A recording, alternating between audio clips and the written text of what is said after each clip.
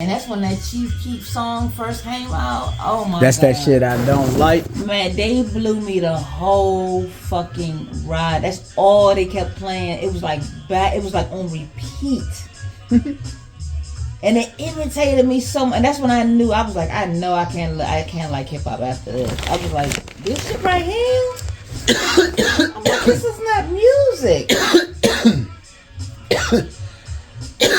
That's that shit I don't like.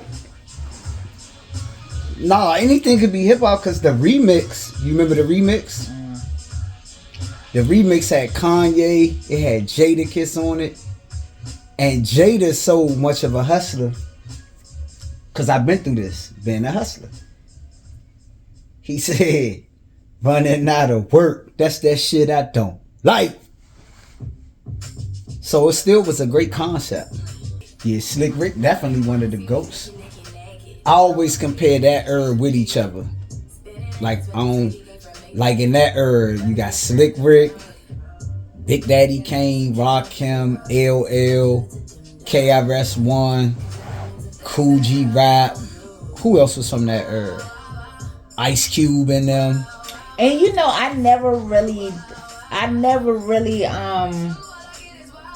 fancied him, and I still really don't, but I do think he's a great lyricist, hands down. I'm gonna give him all the praises, but especially, I don't know, maybe I never used to pay it. I really never paid him any attention. KRS-One, I never paid him any attention. Really, one of the GOATs. Yeah, but I never paid him any attention. But now I'm like, because you gotta think. Sense. For one, what they call him, the teacher. Mm-hmm. So he had a style that can go and last to them because he's gonna always teach you. Mm-hmm. He was a great storyteller too. But the thing about KRS-One, he could battle you too. So even though he was conscious and gonna give you the uplifting shit, you don't want to battle a nigga like KRS-One. He'll fuck you up battling. Remember Drake tried to take a stab at him? Who? Drake. Is it Drake? Yeah, Drake. The light-skinned guy. Drake ain't never say nothing. Yes, he did. Not to KRS-One. Early in his career, he did. Nelly did. Was it Nelly or Drake? Yeah, it was Nelly, not Drake. No, it was Nelly. You're absolutely right. It was Nelly. And that's when KRS-One came out with a song called Over Here. The real hip hop is over here. Yeah. The real hip hop. No, you're right. I'm and sorry. He went at Nelly. But Nelly, in his own right, because KRS-One and Nelly fuck with each other now, and this what people don't realize. I consider Nelly real hip hop. Back then I didn't. I was thinking it was commercial. But when it's only one of a motherfucker, he get a pass. It's only one Nelly. Even though I wasn't really with none of that shit, that was their shit. It was their time. Yeah, it was their time. St. Louis. Yeah. Because I think KRS-One didn't really, he was just viewing Nelly to represent, he was the face of the commercial at that time. But KRS-One had to respect Nelly because Nelly ain't fold like a bitch what he did to go back at KRS-One, which was good because when KRS-One dissed Nelly, at that time it was still underground. People that in hip-hop know because we checking for it, but everybody that fuck with Nelly, KRS-One diss didn't affect Nelly because his fan base is totally different from KRS-One. So his diss ain't really, when he dissed Nelly, it didn't really make it to the mainstream. But when Nelly dissed KRS-One, it was mainstream because and the song he dissed him on. You remember at that time, Beanie Siegel had a hit with Freeway. It was the rock, the mic, you remember that? And they used to play that shit. They had a remix. Nelly was on the remix, and he's spelling out K. But he say something, K is for the something, like cooking camera. R for the something. But it wasn't like he was saying some amazing shit, but it was the fact that he's dissing them on a commercial record. Shit that they playing on the radio every day.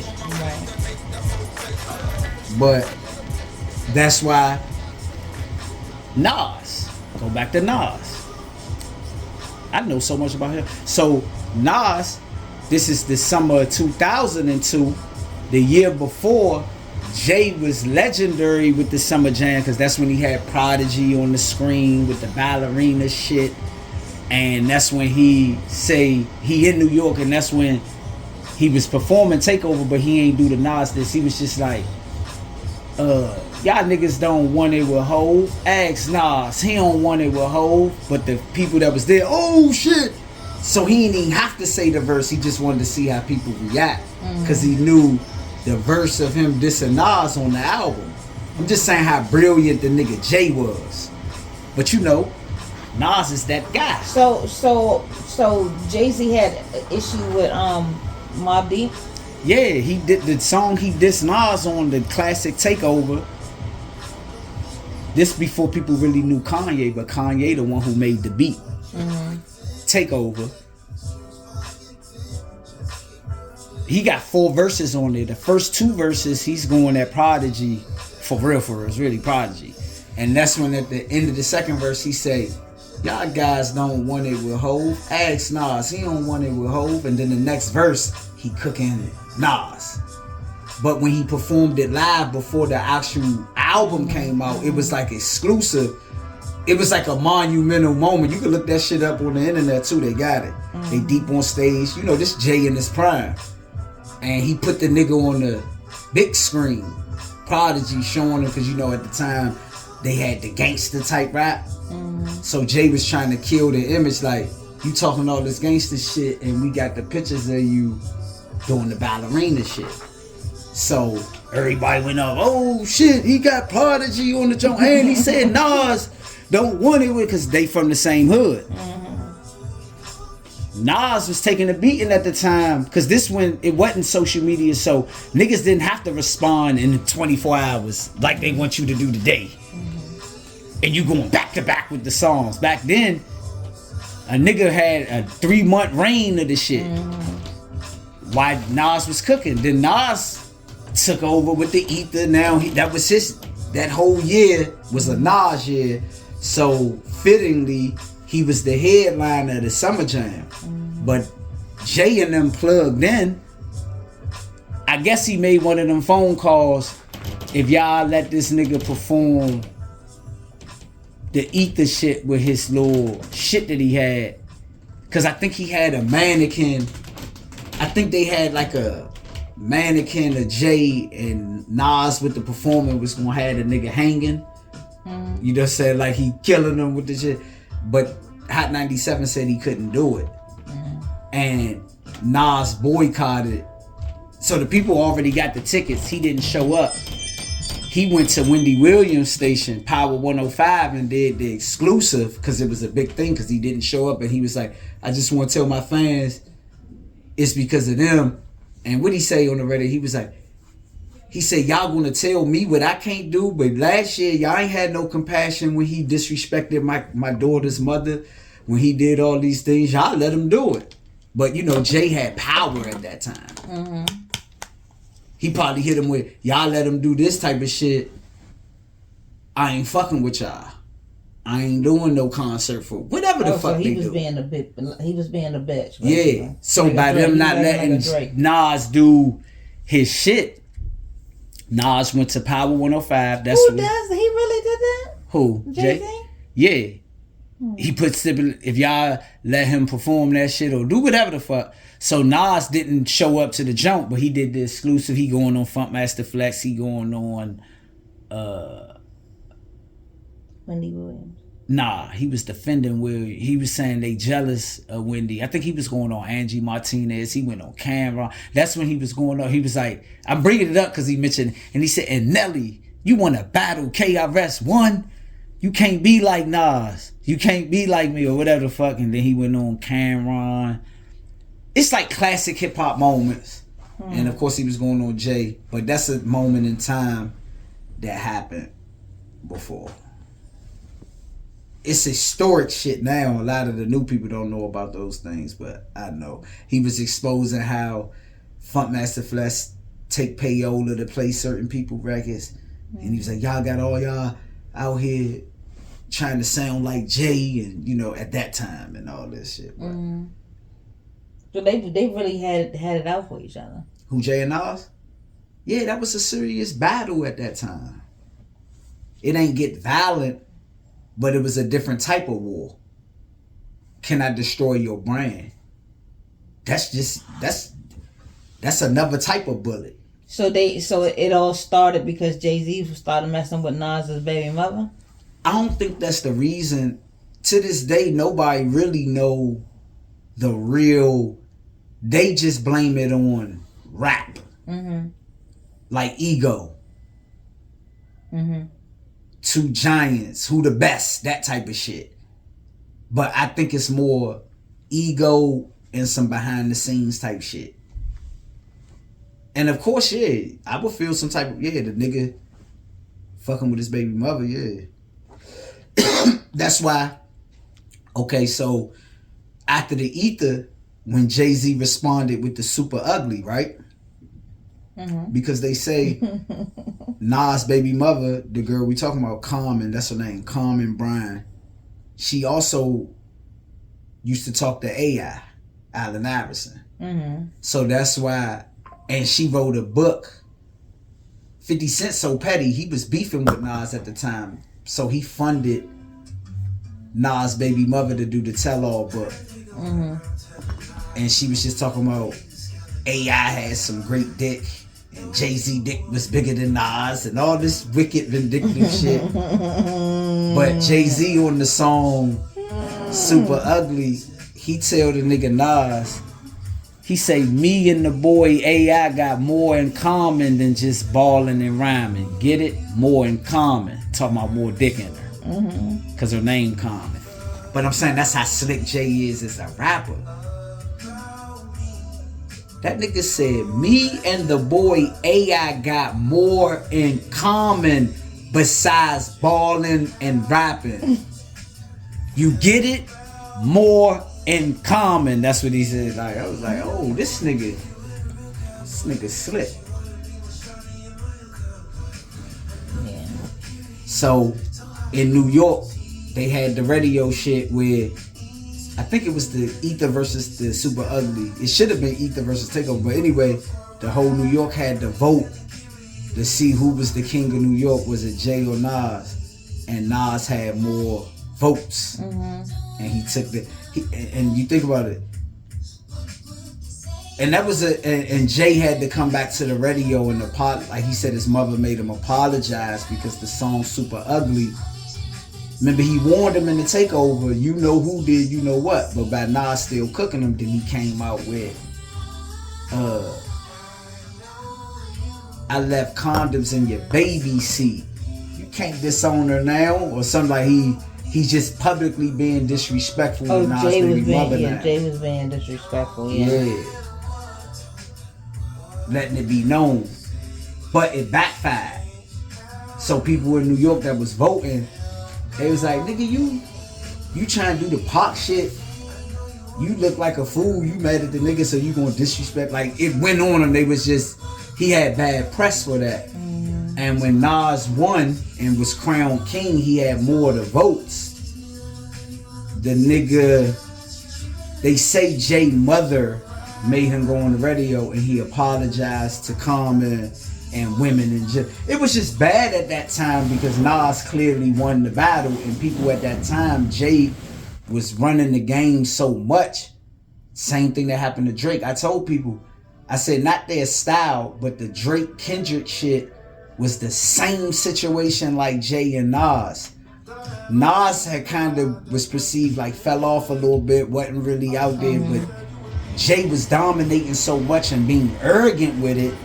Just his style, he the best, like, ain't nobody fucking with me, that people wanted to see him lose. Drake been dominating so long. Because I don't think Kendrick make better songs than Drake.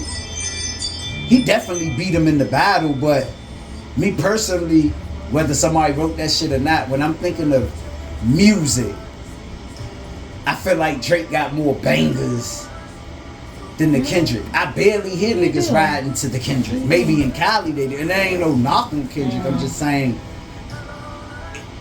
that shit out the window with a battle. I think Drake make better songs. But did you win the battle? Hell no. Kendrick beat you. But it was going to be hard for you to win anyway because people was ready. Sometimes people be ready to see a person get dethroned. Right. No, you're right. So Drake fucked his own brand up by pushing the battle. Yeah, it's kind of the same situation with what's going on with Puffy. You know what I mean? Same thing, just in another round. Yeah, it's like, finally, you know what I mean? Finally. And that's what happened to Jay. So Nas was viewed by the public as the underdog, but he was showing up. And Jay know he lost, because the next album, the Blueprint 2, on the song, it's called Blueprint 2, because it was like the songs, like the joint I played with Nas the other day when he was talking about, y'all don't know about those, that was a song after the battle. Like Jay, that's why on that same song I played with Nas where he say, the gift and the curse, fuck that shit, the first shall be last. He's responding because that was Jay-Z's album, Blueprint 2, the gift and the curse.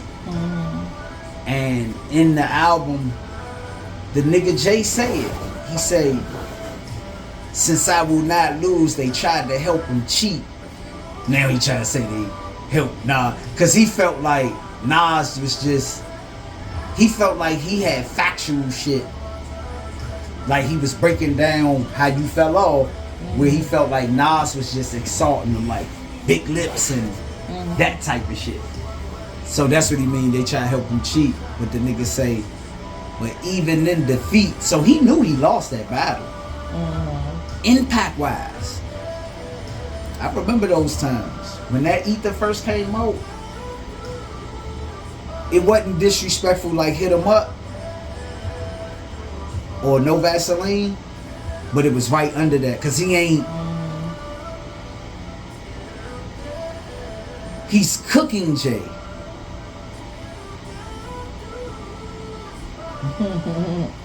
What'd he say? Now you think, he said, what'd he say? Now you think you getting girls now because of your looks? Negro. No, what'd he say? Oh, because remember Jay had this song, they used to say I was ugly and wouldn't touch me. And the nigga Nas would say, they used to say you was ugly, well life is harsh, hug me. Don't reject me or make records to disrespect me, blatant or indirectly. Like he was playing on Jay insecurities with the Ether song. They used to say you was ugly, well life is harsh, hug me. Don't reject me. Now go listen to that Joan, Nas, Ether. No, I do. I ain't listened to some old hip hop in a minute. Every once in a while I will bang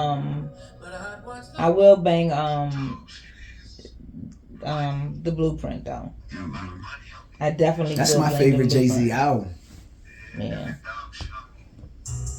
My man was on fire with the Blueprint though. I remember those times vividly. Like he was dominating because the sound had changed. That was like the beginning of hearing that Kanye soulful. So Jay, ain't no love in the heart of the city. He was giving you too much of that type of shit.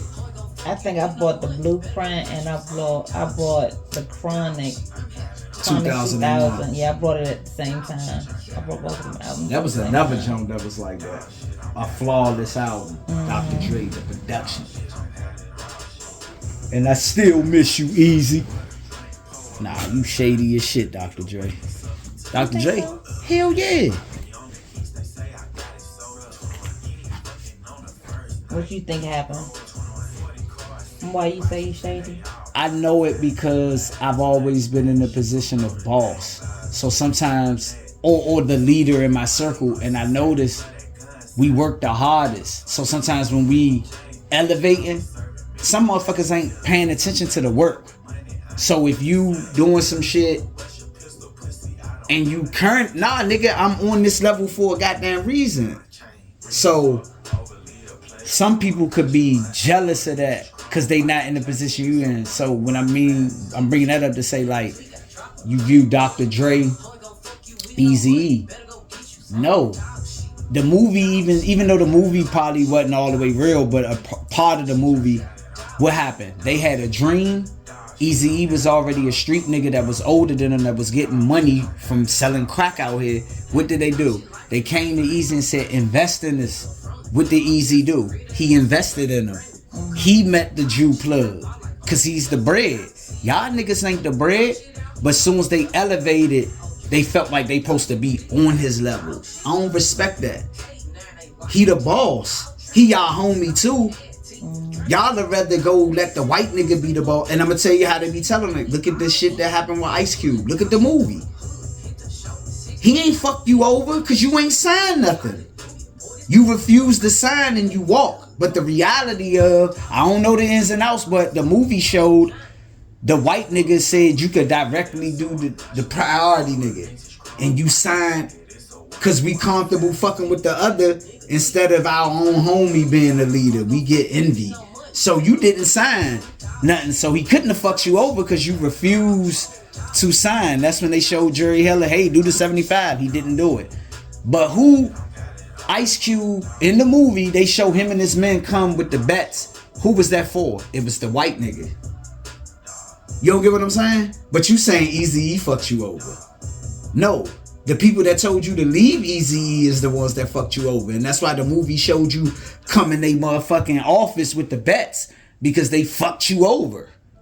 Get what I'm saying? So I feel like that's what happened with Dr. Dre. It's called pocket watching. You think he got too big for his britches? No, people just want to do things their way. Whatever that is, and I'm not saying there's nothing wrong, but I always respect chain of command. Eazy-E is the niggas that got y'all in position because he had enough money to even sit down with the Jew. You niggas asked him to do it. He get you there, and now you ain't respecting his position. Why I ain't got this? Why I ain't got that?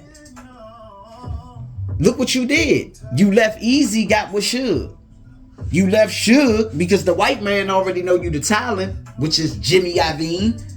Hey, that's the only reason why he left. Fuck it. Leave all that shit. I'm gonna make sure you be straight. And what you do? You got with corporate America and ain't you still with that nigga.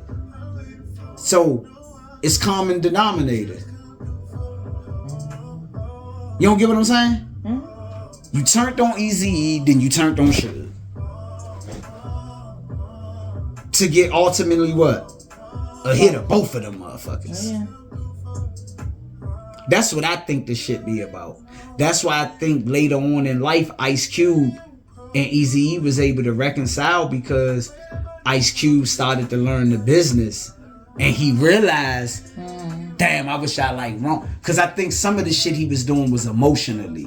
It wasn't that it was bad business. It was just,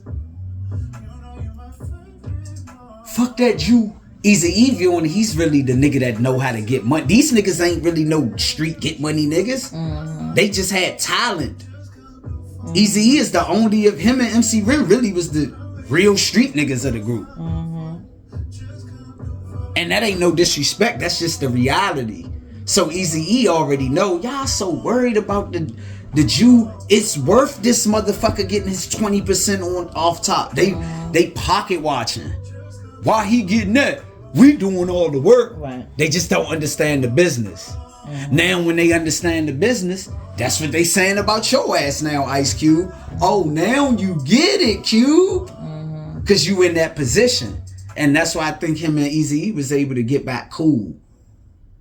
Ice Cube is on camera saying, man, I learned my business shit from Eazy-E. So even though they had they shit, as an older nigga, He learned. Yeah.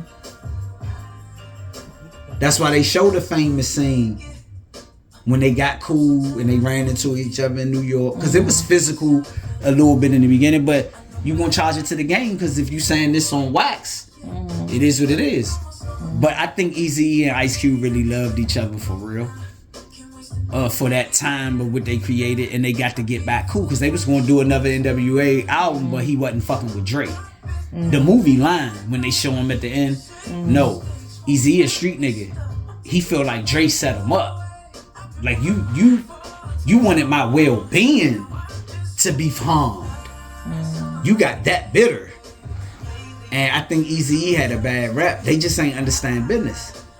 They like, look, I don't care how much talent we got. I got direct plug with the Jew. They run the business. We just gotta make sure we produce. We can make a lot of money with this 80% and I break it down. Y'all just mad. It's an envious beat. I'm trying to tell you, I think that's really what it is. And I ain't saying Eazy ain't do nothing wrong, but it's his company. Cause Dr. Dre went to Suge, right? Yeah. And Ice Cube didn't. Ice Cube did his own. Ice Cube got signed directly with Priority. Because Ice Cube was the talent like a motherfucker. Right. So the white niggas said, we gotta get Cube up under Eazy because if we directly work with him, we could fuck him over. But if we gotta put out an Ice Cube album, the middleman would be Ruthless Records. Yeah, you can get Cube, but you know, it's Ruthless. Instead of them directly having Cube. So that's all it was. You talk all this shit, but you was cool with fucking with the white man, Cube. Instead of your man, you just replaced, you didn't like that Jew, but you fucked with that Jew. That's why Khalid Muhammad to be close to me started running like he ended up going against Ice Cube. Ice Cube. Because remember Ice Cube on the song with Scarface and Devin the Dude, Hand of the Dead Body, with Cube be like, I'm down with Khalid Muhammad, something. But Khalid Muhammad ended up saying the famous clip where he said, Ice Cube is scared. They talk this, but when it really get down to it, Ice Cube has melted. The cube is melted or some shit. Video, some of you seen it on TV. The new one that just came out with Scarface. He say something about put my gat in your mouth or my gun in your mouth and make you vomit.